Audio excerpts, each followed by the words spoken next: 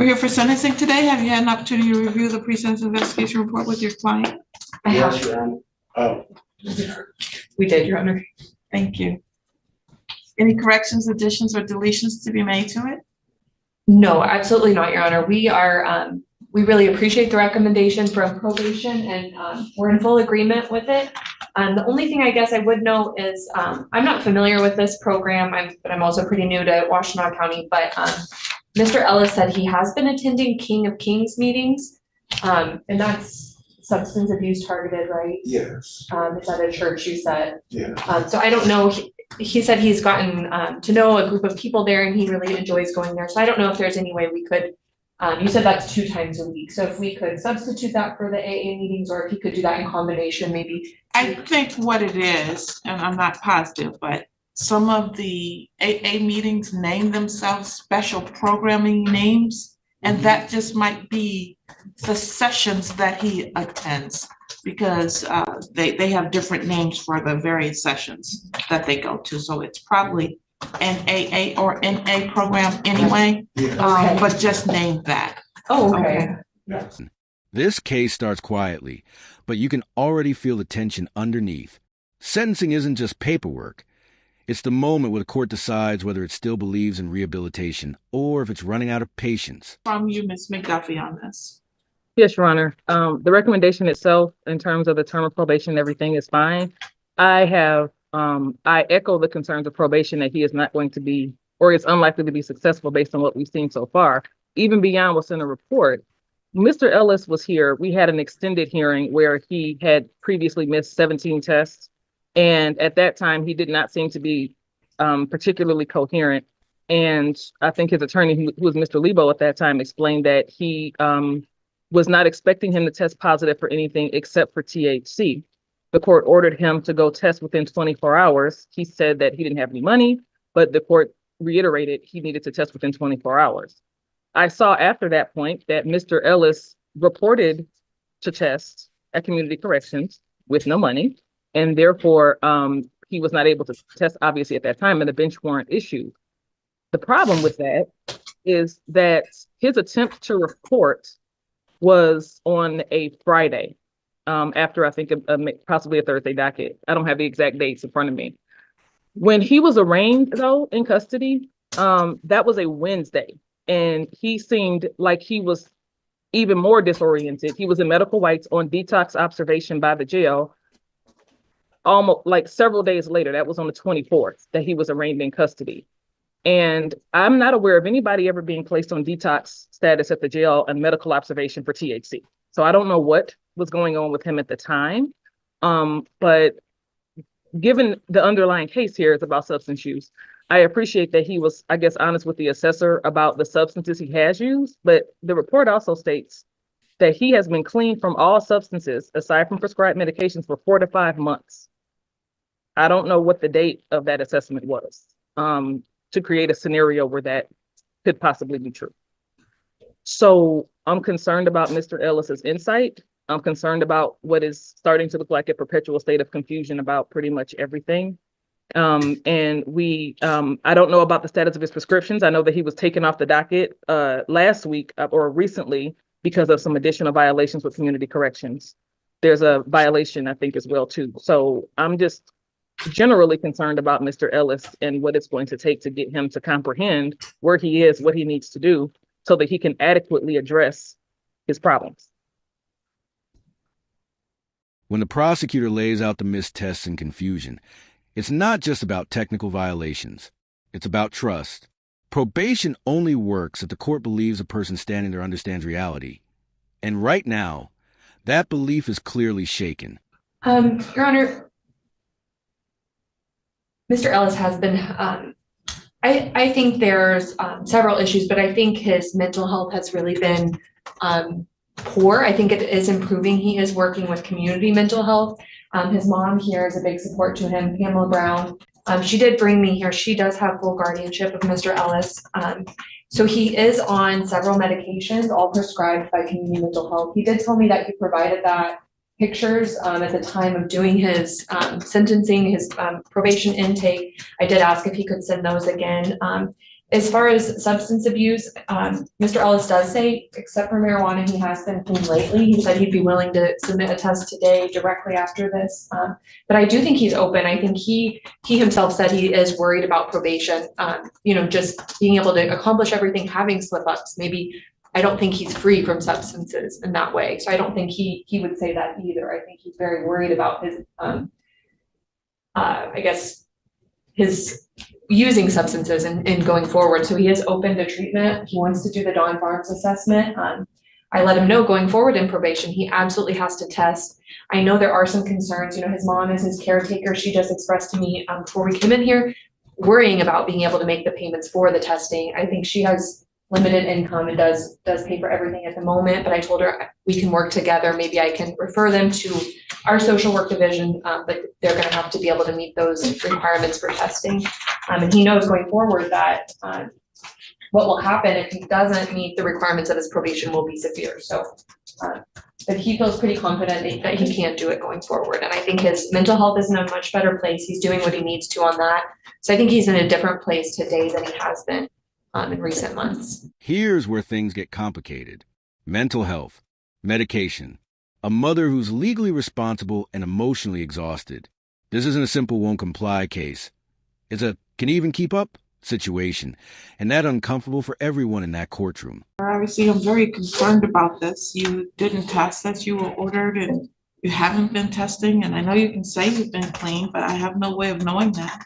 If you have been testing, we would know that. There's currently a bench warrant outstanding for you right now for failing to test, just like the prosecutor said. What would you like to say? Nothing really, Your Honor, but I was a little bit confused on when they transferred me from Judge Simpson to this court, but I agree with all the terms, and I will continue testing. And it was more about what I actually needed to do, and this is gonna give me a little bit more closure on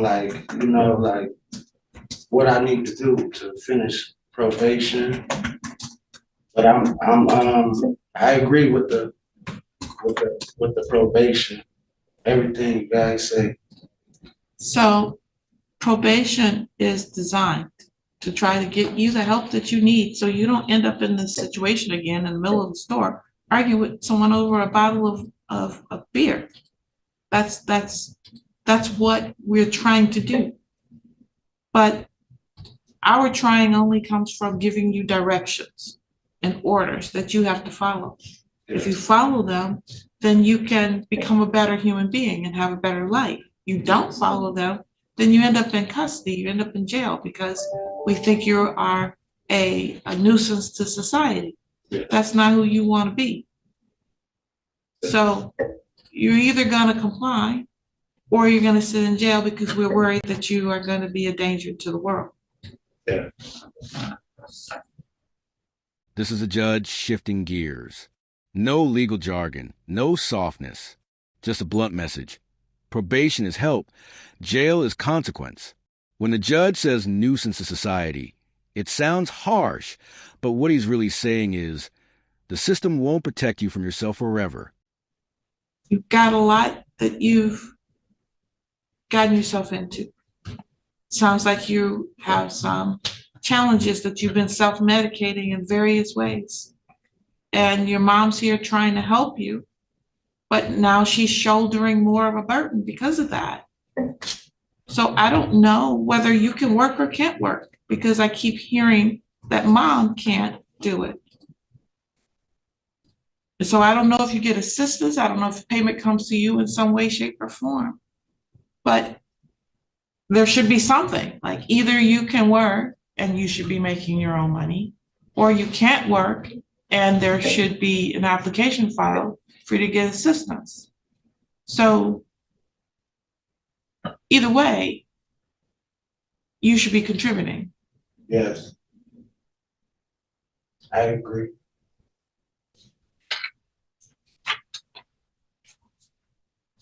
Today, I got to figure out whether I think it's good to take this bench warrant off and send it you as has been recommended, or whether I should just send you over to the jail right now and start this process.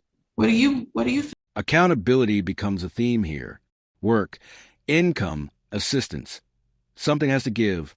The court isn't asking for perfection. It's asking for effort that can be proven. I think you can do. I think I can finish probation definitely. Yeah, I got opposed to months ago. I got more supporters, that got my back, and I quit hanging around like the crowd that I used to hang around, and I figure that's working a lot better. And my kids are in my corner, and I'm at the house with the kids. And His response is quiet, almost fragile. You hear hope, but you also hear uncertainty. Promises sound sincere, but promises don't erase a record. I don't normally do this, but Mom is here and she raised her hand. What would you like to say, ma'am? Please step up to we'll get a microphone for you, okay? Good morning, Your Honor. Good morning. My son is not a burden. He's my son. And I'm going to stick with him through thick and thin. He has a support. And he's not a burden financially. What it is a Social Security he's denying. So it's an appeal. So he can have his financial help. What I said to the attorney was that it was hard to get the $12 because I usually DoorDash and make sure, things he can pay for the things. And it's not, I don't believe he missed 17 because I know I've been taking him to drunk. But the day that when he got out of jail and I was there, they said to make sure that he had to do it, but the funds wasn't there. I didn't have it. But they were waiting on Social Security. He has dreams. He has what? Dreams. He wants to buy a trailer, and be self-sufficient and things like that. And Jordan with community service really helps along with the other people that he has services with. So right now, I think he's on the right track. I believe he is because I'm always there when he goes to his appointments and stuff like that. So I'm solely supporting him. And no, This is the heart of the case. A mother standing between her child and the system, saying he's not a burden. You can feel how personal this is for her, and how painful it is to hear numbers like 17 missed tests, when you believe you've been doing everything you can. Report that I get from Community Corrections Oh, that okay. shows whether he has been testing or not, Mhm. and he has missed 17 times, Okay. okay? So I'm gonna be very clear with you and with him as his guardian. If he misses again, I'm gonna put him in jail. This is a line in the sand. Compassion ends where compliance fails. The judge isn't threatening, he's warning. Recommendation is the sentence of this court that you serve 365 days in the Washington County Jail. You're gonna get credit for 5 days that are served. The balance of that time, 360 days, is gonna be suspended. What that means is if you do what you're supposed to do, you don't have to go back to jail. You mess up and you're looking at 360 days. Do you understand? yes, Your Honor. You have 7 days for a total of 56 hours of, I'm gonna change that. You have 3 days for a total of 24 hours of community service, 18 months of probation, fines and court costs in this particular case. I'm trying to make this something that you can do, given your limitations. So I don't want to set you up for failure. But when you don't do it, I will put you in jail. Do you understand, sir? Yes, Your Honor. So do it, Okay. okay? Fines and court costs in this case for a total of $275. $30 per month in probation oversight fee. Complete an assessment at Don Farm and follow all the recommendations.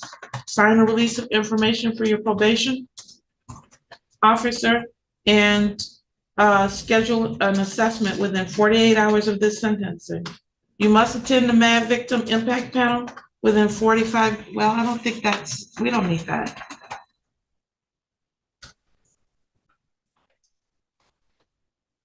there any part of what I said today you don't understand, sir? No, Okay. Serious, looking you eye in the eye, do what you gotta do, yeah, okay? In the end, the sentence is mercy with conditions. Freedom, but fragile. One misstep away from jail. This case isn't about winning or losing. It's about whether support, structure, and accountability can finally meet in the middle.